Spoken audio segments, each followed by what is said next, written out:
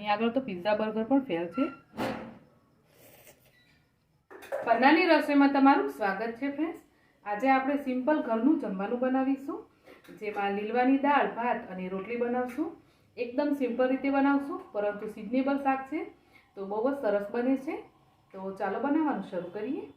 સૌથી પહેલાં તો આપણે લીલવાનું શાક બનાવવાનું છે, તો એના માટે લીલવા જોઈશે। તો મેં અહીંયા 1 કિલો તુવેરને આ રીતે છોલીને દાણા કાઢી લીધા છે। તો દાણા વજનમાં 500 ગ્રામ જેટલા છે। તો દાણાને આપણે કુકરમાં લઈ અને બાફવા માટે મૂકી દેશું। દાણા કુકરમાં લઈ અને દાણા ચડે એટલું આપણે પાણી એડ કરી દેશું કુકરમાં। ઢાંકણ બંધ કરી દાણાને બાફવા માટે મૂકી દઈએ અને લીલી તુવેરના દાણા ચડશે ત્યાં સુધીમાં આપણે બીજા કુકરની અંદર ભાત પણ ચડવા માટે મૂકી દઈએ, જેથી દાળ અને ભાત બંને આપણું સાથે તૈયાર થાય। ભાત બનાવવા માટે 1 કપ ચોખા લીધા છે।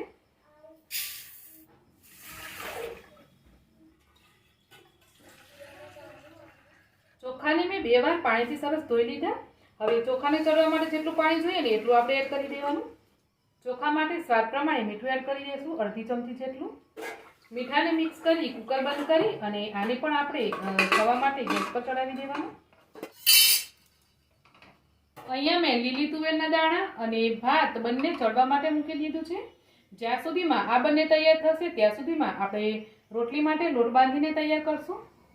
તો રોટલી માટે આપણે 3 કપ લોટ ચાળી લેશું।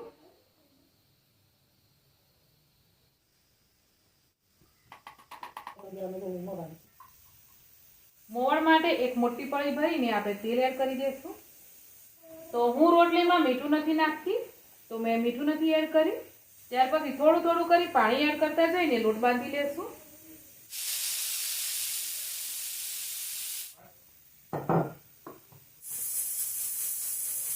તો અહીંયા આપણો લોટ છે એ બંધાઈ ગયો। તો હવે લોટને ઢાંકીને આપણે સાઈડ પર રાખી દઈશું, લોટ સેટ થઈ જશે। તો ભાત અને લીલવા ચડે ત્યાં સુધીમાં આપણે લીલવાનો વઘાર કરવાની તૈયારી કરી લઈએ। લીલવાના વઘાર માટે સૌથી પહેલા 2 ટામેટા સમારી લેશું।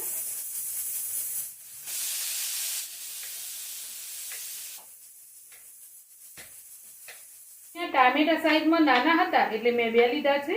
તમે મોટી સાઈઝનું ટામેટું લો તો 1 ટામેટું પણ ચાલશે। અને હવે બીજો મસાલો વાટી લઈએ।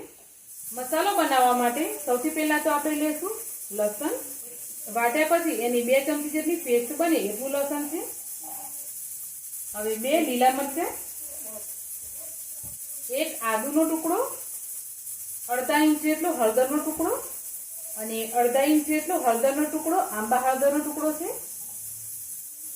અડધી ચમચી મીઠું છે અને અહીંયા થોડું લીલું લસણ છે મારી પાસે, તો મેં લીધું છે।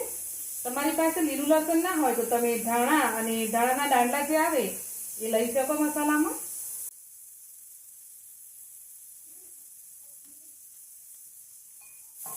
તો આટલી વસ્તુને કૂટીને આપણે ફ્રેશ મસાલો બનાવી લેવાનો।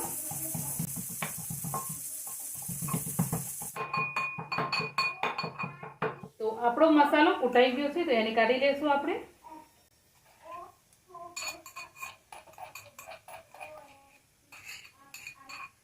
ખાયણીમાં થોડું પાણી રેડી અને એને હલાવી લેશું અને આ પાણીને આપણે દાળ બનાવીએ ત્યારે એની ગ્રેવીમાં એડ કરી દેવાનું। આ રીતે ફ્રેશ મસાલો બનાવી અને આપણે લીલવાની દાળ બનાવશું ને તો ખાવામાં સરસ લાગશે દાળ। બીજી બાજુ આપણા તુવેરના દાણા પણ સરસ ચડી ગયા છે, તો આપણે ખોલી લઈએ। તો આ રીતે તુવેરના દાણા સરસ બફાઈ ગયા છે।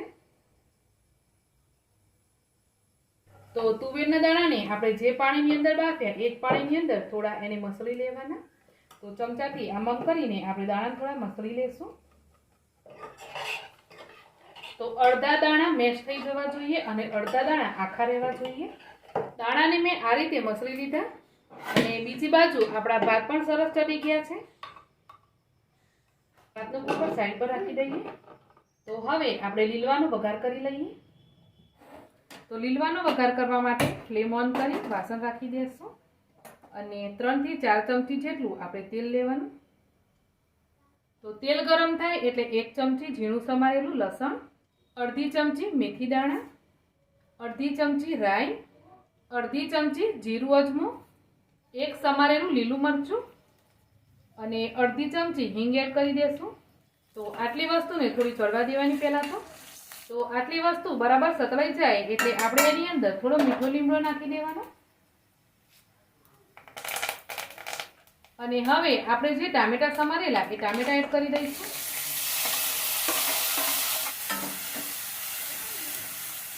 ટામેટા એડ કરે તો અડધી ચમચી મીઠું પણ એડ કરી દઈએ, જેથી ટામેટા થોડા જલ્દીથી ચડી જશે। મિક્સ કરી ટામેટાને ઢાંકીને ચડવા દેશું એકાદ મિનિટ માટે। તો ટામેટાને એકાદ મિનિટ માટે ચડવા દેવાના, ત્યાર પછી થોડા એને આ રીતે મિક્સ કરી લેવાના। તો અહીંયા ટામેટા થોડા સોફ્ટ થઈ ગયા છે।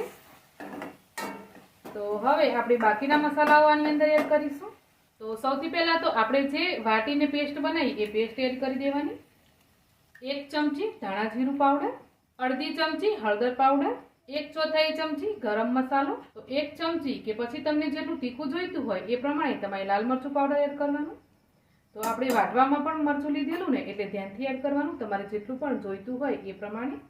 તો મીઠું આપણે પહેલાંથી જ એડ કરી દીધું છે। તો હવે આટલા મસાલાઓને મિક્સ કરી લઈએ। તો મસાલાઓને થોડા મિક્સ કરી અને હવે થોડું પાણી એડ કરી દેશું, જેથી મસાલાઓ છે ને એ બળશે નહીં। તો આપણે જે ખાણી દસ્તામાં પાણી રાખ્યું હતું ને એ પાણી આપણે આની અંદર એડ કરી દઈશું, જેથી ખાણી દસ્તાવાળા મસાલાઓ પણ વેસ્ટ નહીં જાય। બધા મસાલાઓ બરાબર મિક્સ કરી લેવાના। તો લીલવાની દાળ બનાવવા માટે આપણે આ રીતે પહેલાં તો મસાલાઓ તૈયાર કરવાના છે। અને તમે જોઈ શકો કે આ જ મસાલાઓ તમને ખાવાનું મન થાય ને એવા દેખાય છે। તો હવે આ મસાલાઓને આપણે ઢાંકણ ઢાંકીને એકાદ મિનિટ માટે ચડવા દેશું, જેથી લસણ અને હળદરનો જે કાચો ટેસ્ટ હશે ને એ નીકળી જશે। તો એકાદ મિનિટ જેટલો ટાઈમ થઈ ગયો છે અને આપણા મસાલાઓ પણ સરસ ચડી ગયા છે।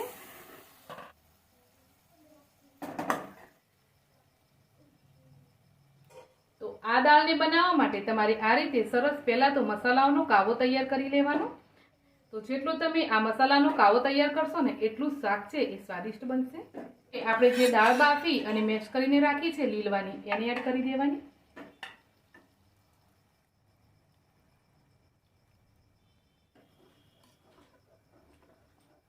તો ચાલો આપણી લીલવા દાળનો વઘાર થઈ ગયો છે। હવે મસાલાઓ તમે ચાખીને એડજસ્ટ કરી શકો આ ટાઈમે। અને આની કન્સિસ્ટન્સી તમારે કેવી રાખવી છે એ તમારા ઉપર ડિપેન્ડ છે, તમને કઈ રીતનું શાક જોઈએ। આનું શાક જોઈતું હોય તો તમારે પાણી થોડું ઓછું એડ કરવાનું। આપણે આજે લીલવાની દાળ બનાવી છે એટલે થોડું પાણી વધારે એડ કર્યું છે, કેમ કે આજે જમવામાં બીજું કોઈ શાક બનવાનું નથી, ખાલી આ લીલવાની દાળ જ બનવાની છે। તો હવે એક ખાસ સ્ટેપ કે તમારે આ દાળને છે ને જ્યાં સુધી તમારી રોટલી ના બને ને ત્યાં સુધી આને ધીમા ગેસ ઉપર થવા દેવાની। મતલબ કે 10 થી 15 મિનિટ માટે તમારે આ રીતે પાણી એડ કરી અને દાળને ઉકળવા દેવાની। જેટલી પણ તમે દાળને વઘાર કર્યા પછી પકવશો ને એટલો જ એનો સ્વાદ વધારે આવશે। અને બીજી બાજુ રોટલી બનાવી લેવાની આપણે। તો અહીંયા આપણો લોટ પણ સરસ એવો સેટ થઈ ગયો છે। તો એકવાર થોડો એની મસળી લઈએ અને હવે તમારા ઘરમાં રૂટીનમાં જે રોટલી બનતી હોય એ પ્રમાણે તમારે લુવો લઈ અને કોરો લોટ લગાવી રોટલીને વણવાની છે। હું રૂટીનમાં રોટલીની સાઈઝ આટલી રાખું છું।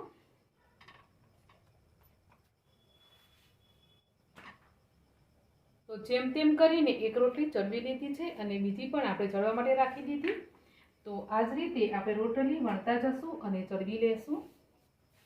તો હું અહીંયા રોટલીને પહેલી રોટલીને જેમ તેમ કરીને ચડવી લઉં છું અને ત્યાર પછી એક રોટલીથી બીજી રોટલીને ફૂલાવું છું। તો ચાલો આ જ રીતે આપણે બધી રોટલી બનાવી લેશું। તો અહીંયા આપણે બધી રોટલી બનાવી લીધી છે અને આપણી દાળ પણ તૈયાર છે। રોટલી બનાવતા બનાવતા 15 મિનિટ માટે મેં દાળને થવા દીધેલી। તો અહીંયા આપણે લીલવાની દાળ તૈયાર છે। ઉપરથી થોડા લીલા ધાણા એડ કરી દઈશું આપણે છેલ્લે।